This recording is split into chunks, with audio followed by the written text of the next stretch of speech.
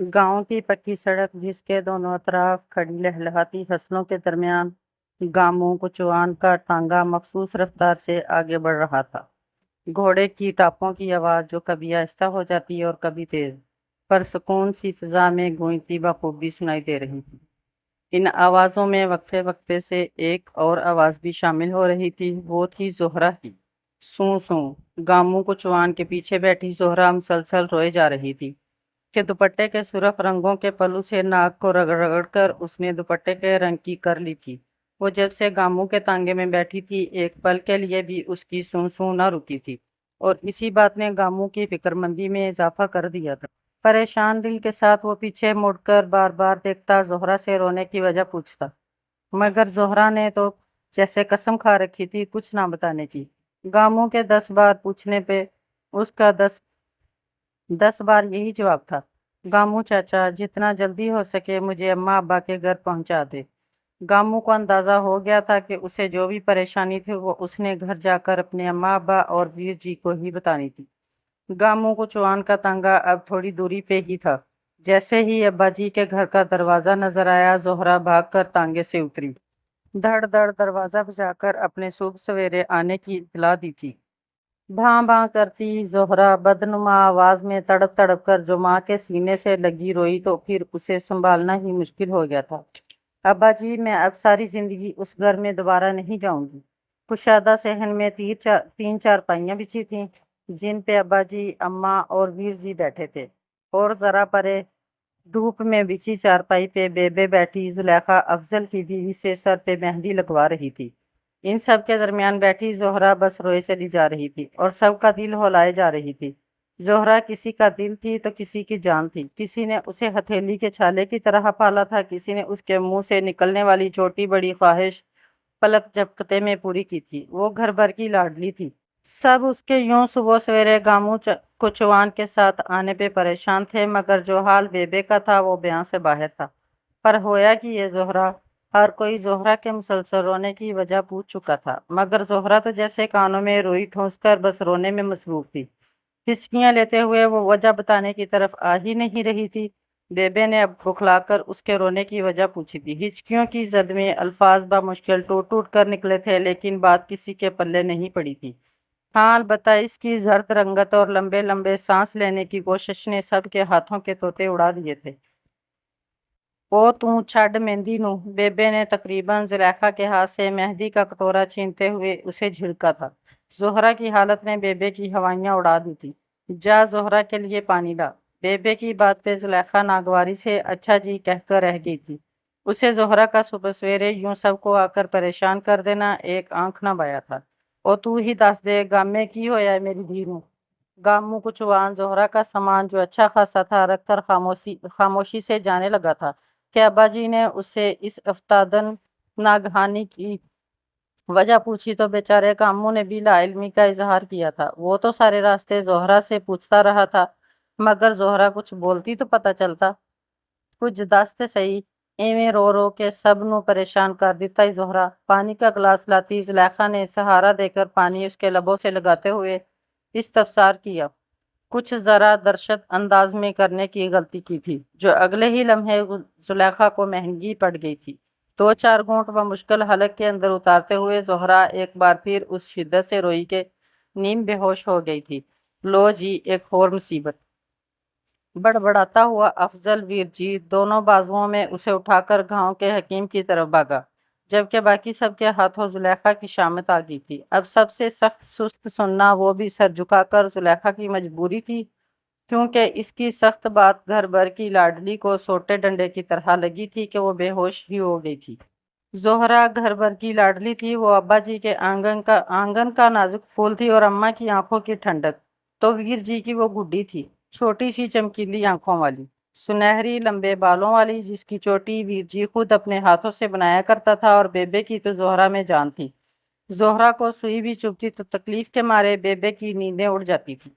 ये तो अपनों का लाड प्यार था। जोहरा गैरों की भी लाडली थी। वो बाग से आम, अमरूद, माल्टे तोड़कर खाती तो माली बाबा कभी उसे ना डांटते। वो कुरान पाक पढ़ने जाती तो मौलवी साहब की बीवी उसे ना सिर्फ गोद में बिठाकर कुरान पढ़ाती, बल्कि छुट्टी के वक्त गुड़ और तिल का लड्डू जो جو زہرا کو بہت پسند تھا ضرور دیتی تھی۔ زہرا کرموگ والے دودھ والے کی بھی بہت لاڈلی تھی۔ وہ روز صبح سویرے دودھ دینے آتا تو ایک چھوٹی گڈی بنا پیسوں کے ہی زہرا کے لیے دے جاتا تھا۔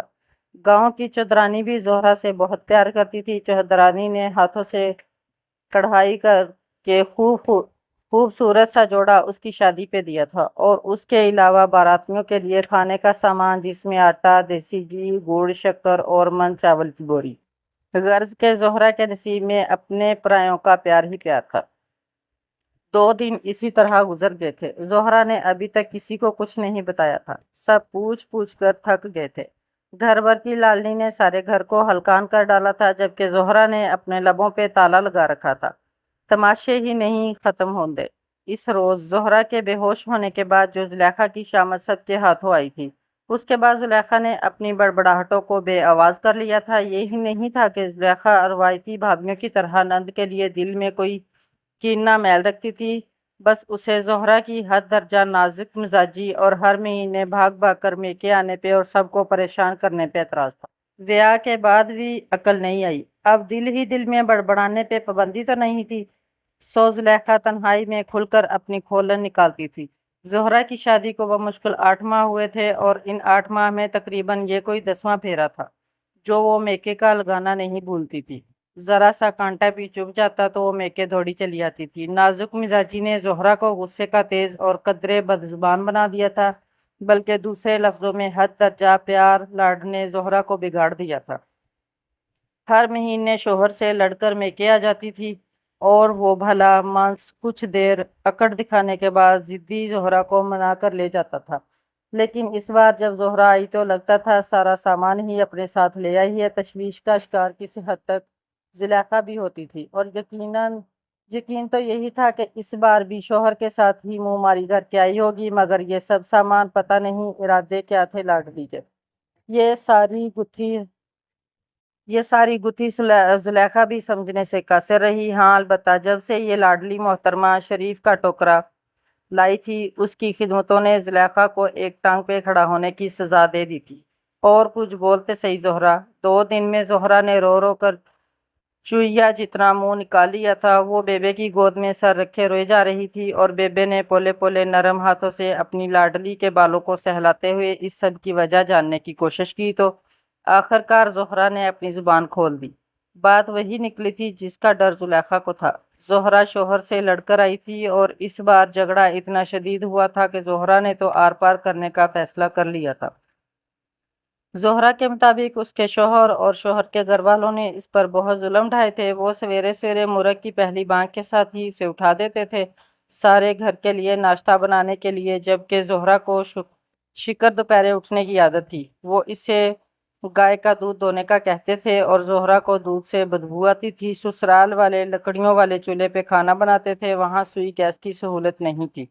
لکڑیوں کا دھواں زہرا کے ہاتھ پیر منہ سیاہ کر دیتا تھا۔ اس سب کے علاوہ مظالم کی فہرست بہت لمبی تھی۔ وہ زہرا سے ڈھیروں کپڑے دھلواتے، 3 وقت کا کھانا بنواتے، جھاڑو پونچھے کے ساتھ گھر میں پالی مرغیوں اور بکریوں کی دیکھ بھال سب زہرا کے ذمہ تھا، اور یہ سب زہرا پہ ظلم کے پہاڑ توڑنے کے مترادف تھا۔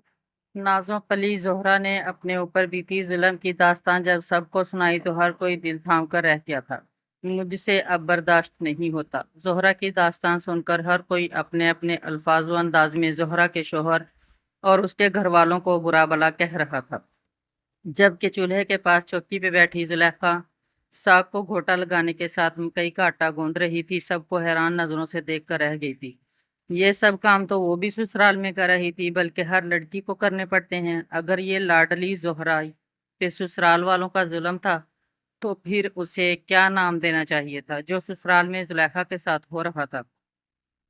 متعجب سی زلیخا نے زہرا کو دیکھا اور سر جھٹک کر اپنے کاموں میں مشغول ہو گئی تھی۔ اسے ابھی بہت سے کام نمٹانے تھے۔ میلے کپڑوں کا ڈھیر دھونا تھا، برتن دھونے تھے، جھاڑو پونچھا لگانا تھا، بستروں کی چادریں بدلنا، مرغیوں کو دانا پانی دینا، گائے کا دودھ دھونا تھا، اور یہ سب کام وہ بہت خوش دلی سے کرتی تھی۔ زہرا پہ ہوئے ظلم کی داستان سن کر ہر کوئی اپنے اپنے انداز میں تبصرہ کر رہا تھا، لیکن زلیخا نے غور سے دیکھا کہ ابا جی بالکل چپ تھے۔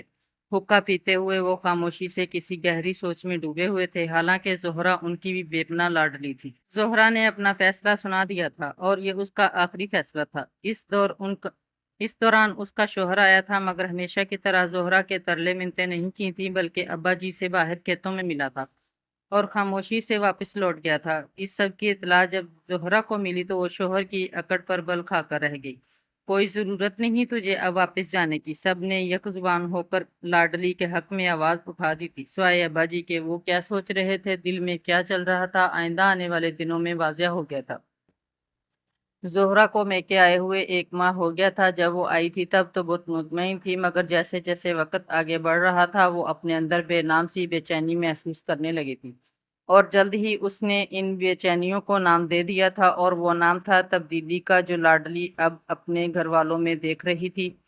वो देखने लगी थी, सब उससे अब बेजार होने लगे थे। अब्बा जी जिन्होंने उसे हथेली का छाला बनाकर पाला था, अब वो इसकी बातों को ज्यादा तवज्जो से नहीं सुनते थे। ओ पुत्र, जरा मेरी चिल्लम तो भर कर ले आ, वो इसकी बात काट कर कोई ना कोई काम कह देते थे। अब्बा जी जिनकी सोच ये थी कि बेटी जब मेके रहे आए तो इसे खूब डट कर आराम करवाना चाहिए, अब वो इस बेटी से अपने काम करवाने लगे थे। हालांकि कामों के लिए जुलेखा मौजूद थी, ऐसे ही कुछ तब्दीली अम्मा में भी नजर आने लगी थी। जोहरा वेली बैठी की मक्खियां मार रही है, ए मेरे नाल गंदम ही साफ करवा दे। बज़ाहिर अम्मा हंसकर कहती, मगर हैरत के मारे जोहरा की आंखें फैल जाती थी, बल्कि अक्सर अम्मा अब उसे कोई ना कोई सख्त वस्त बात भी कह दिया करती थी। हर वेले बंदा चंगा थोड़ी लगता है मंजी तोड़ता रहे। वेख जुलेखा, सवेर दी कल्ली सारे काम कर दी पई है। वीर जी भी अब बदल गए थे, जिनकी वो गुड्डी थी। जोहरा को हमेशा से आदत थी कि नाश्ते में पराठा और करमू ग्वाले की दुकान का मीठा दही खाने की। शादी से पहले वीर जी बिला नागा उसे दही लाकर देते थे, मगर अब वो इसे झिड़कने लगे थे। ओ कोई जरूरी है कि दही के बगैर नाश्ता नहीं करना, बल्कि अब वीर जी उसे ये भी कहने लगे थे कि अपना पराठा खुद ही बना लिया करे, जुलेखा को 100 काम होते हैं। जब तेरी सवेर होती है तब वो बेचारी दोपहर के खाने की तैयारी में लगी होती है। ये वही वीर जी थे जो जोहरा की एक फरमाइश पे जुलेखा की दौड़े लगवा देते थे, मगर आज बहन के मुकाबले में बीवी को बेचारी कहकर उसे ऐसा दुख दिया था जो बयान से बाहर था। इन सब में अगर कोई बदला नहीं था तो वो सिर्फ बेबे थी, जिनकी वो आज भी लाडली थी। इस तरह भी माहौल से दिल बर्दाश्ता होकर वो बेबे की गोद में सर रखे अपना दुखड़ा सुना रही थी कि ये क्या। कुछ देर बाद ही बेबे के खराटों की आवाज़ों ने उसे हैरान कर डाला था। ऐसा तो पहले कभी नहीं हुआ था कि वो अपना दुखड़ा सुनाए और बेबे सो जाएं। क्या सब मुझसे बेजार होने लगे हैं?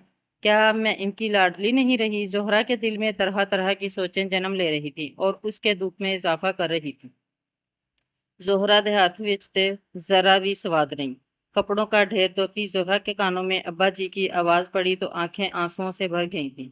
जुलेखा उम्मीद से थी, सो वो अपने मेके गई थी। अम्मा की तबीयत कुछ रोज से ठीक नहीं थी। सुबह से लेकर रात तक सारे काम जोहरा को ही करने पड़ते थे और उसे कामों की बिल्कुल आदत नहीं थी। लाडों में जो परी थी, मगर अब करने पड़ रहे थे तो उल्टे सीधे बेतरतीब से। कभी अम्मा से झिड़की सुनने को मिलती थी तो कभी अब्बास जी के चेहरे पे नागवारी देखने को मिलती। वीर जी तो बदल ही गए थे, बिना किसी लिहाज के उसे बहुत कुछ कहने लगे थे। ओ हुन ते बच्ची ते रही नहीं जोहरा। खाने में नमक तेज हो गया था। अब्बा जी और वीर जी खेतों से हाँफते कांपते आए तो जोहरा के हाथ का बदमजा खाना खाया, जिसमें नमक जोहरा की तरह तेज था। अम्मा ने खूब डांटा। कमरे से आती सबकी नागवार आवाजें सुनकर इसका दिल भर आया था। आज बेबे भी सबकी हिमायत में थी। पता नहीं ससुराल दे विच की करदी होगी। ये आवाज बेबे की थी, जिसने अगले कई रोज तक ना सिर्फ जोहरा को चुप लगाने के साथ भूख भी उड़ा दी थी, और किसी ने ध्यान नहीं दिया था कि वो ठीक से खा नहीं रही थी। जबकि पहले ये हाल था कि वो भूखी होती तो सबकी भूख मर जाती थी। अब्बा जी भागे भागे उसके लिए दूध जलेबियां ले आते थे। अम्मा उसकी पसंद की कोई चीज पकाने में जुट जाती थी। वीर जी उसके आगे फल और मिठाइयों का ढेर लगा देते थे। बेबे की तो अपनी भूख उड़ जाती थी। ना मैं इस वेले तक कुछ ना खावांगी ਜਦੋਂ तक मेरी लाडली नहीं खाती। मगर अब सब बदल गए थे। वो शायद अब उससे प्यार भी नहीं करते थे। दिल दुखा तो सोच के धारा दूसरी तरफ बह निकला था। इस बार जोहरा का झगड़ा शोहर से इसी बात पर हुआ था कि जोहरा खाना ढंग से नहीं पकाती थी। काम तो उसे कोई भी नहीं आता था। मगर सास ससुर और शोहर के मुताबिक जोहरा खाना बहुत बदमज़ा पकाती थी। खाने विच लून किन्ना तेज सी जोहरा की शादी सगे चचा के बेटे से हुई थी। वो उनका अपना खून थी। सास ससुर को इससे रवायती कोई खार ना थी, ना ही वो उसे कोई सख्त बात कहते थे। उनकी इसी नरमी ने जोहरा को सर पे चढ़ा दिया था। वो नाराज होकर मेके रवाना होती तो सास ससुर पीछे बेटे को भेज देते कि उसे मना कर ले आए, मगर अकड़ और जिद जोहरा ने कभी इन लोगों की कदर नहीं की थी। तन्हाई में बैठकर आज जोहरा इन बातों पर गौर कर रही थी और अंदर से आवाज आ रही थी कि वो गलत थी। अब्बा जी, मुझे अपने घर जाना है। जुलेखा के यहाँ बेटा हुआ था। घर वाले तो खुशी से नहाल हो गए थे और सब जोहरा को तो जैसे भूल ही गए थे। घर भर के कामों के साथ भाभी की खिदमत, थकावट और जोड़ जोड़ में दर्द ने लाडली के कसबल निकाल दिए थे। उसे अब अपना घर याद आ रहा था, जिसे वो हमेशा के लिए छोड़ आई थी। मगर अब एहसास हुआ था कि ये घर उसका नहीं था, ये जुलेखा का था। उसका घर अब वही था जिसे वो जिद में छोड़ आई थी। बस ये सोच आने की देर थी कि जोहरा ने अपना फैसला सुना दिया था। सुबह ही गामू कुचवान दरवाजे पे खड़ा था। वो भी जोहरा के फैसले पे खुश था। उसके मुताबिक बेटियां तो अपने ससुराल में ही अच्छी लगती हैं। तांगे में जोहरा के हमरा अब्बा जी भी थे, मगर लाताल्लुक और लापरवाह से। लाडली के दिल को बाप की लाताल्लुकी दुखी कर रही थी। वो तो समझ रही थी कि अब्बा जी उसे रोकेंगे, मगर किसी ने ना रोका। यहाँ उसने फैसला सुनाया, वहाँ वीर जी सुबह सवेरे ही गामू कुचवान को बुलाकर ले आए थे। यानी अब जोहरा का वजूद उन सब के लिए एक बोझ था। आंखों में आंसुओं को चुपके से पोंछते हुए उसने चेहरे का रुख मोड़ लिया था, जबकि बज़ाहिर उससे लाताल्लुक और अनजान नजर आने वाले हरगिज दिली तौर पर उससे लाताल्लुक न थे। वो बेटी का उदास चेहरा देख चुके थे और इसकी दिली कैफियत से नावाकिफ न थे। ये रवैया जो बेटी के साथ किया था वो अब उनकी मजबूरी थी। इन्हें एहसास हो गया था कि लाड प्यार की ज्यादती ने उसकी लाडली को बिगाड़ दिया था। वो बजाय अपना घर संवारती बल्कि उजाड़ने पे लगी थी। शोहर का क्या था, वो कल को दूसरी शादी कर लेता तो जोहरा का क्या बनता? कब तक मेके में पड़ी रहती? माँ बाप आए थे, कल ना होते तो भाई भाभी ने कितना उसे बर्दाश्त करना था। वो बार बार लड़कर आती तो मेके वाले उसे हाथों हाथ लेते। इनकी हमायत से उनकी बेटी को शह मिली थी। इस बार दामाद आया तो वो उनकी बेटी को लेकर नहीं गया था, बल्कि उसकी ढेरों ढेर शिकायतें लगाने आया था। अब तो अब्बा जी को तशवीश होने लगी थी। जोहरा की नादानी की हमायत करके वो अपने खून के रिश्तों से भी कट सकते थे, जबकि गलती सारी की सारी जोहरा की थी। उन्होंने जोहरा का मुआवजा जुलेखा से किया तो जुलेखा हर लिहाज से बेहतर नजर आई थी, जिसकी ससुराल में भी कदर थी और मैके में भी।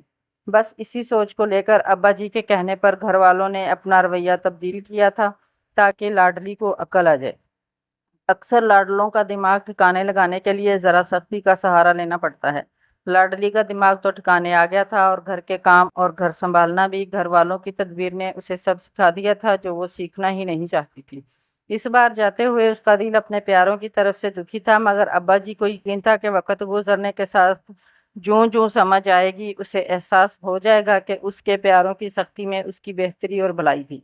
दिल ही दिल में मुस्कुराते हुए अब्बा जी ने कपड़ों की बड़ी सी गठड़ी को जरा और मजबूत हाथों से पकड़ लिया था, जिसमें उसके लिए सरसों का साग था, जिसमें अम्मा ने खूब मक्खन भर डाला था।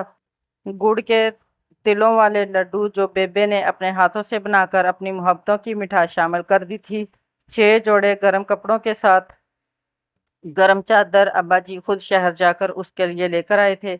इस सब के अलावा वीर जी ने इस बार की फसल अच्छी आने पर बहन को सोने के झुमके बनवा कर दिए थे। वो भी सब इसी गठड़ी में था।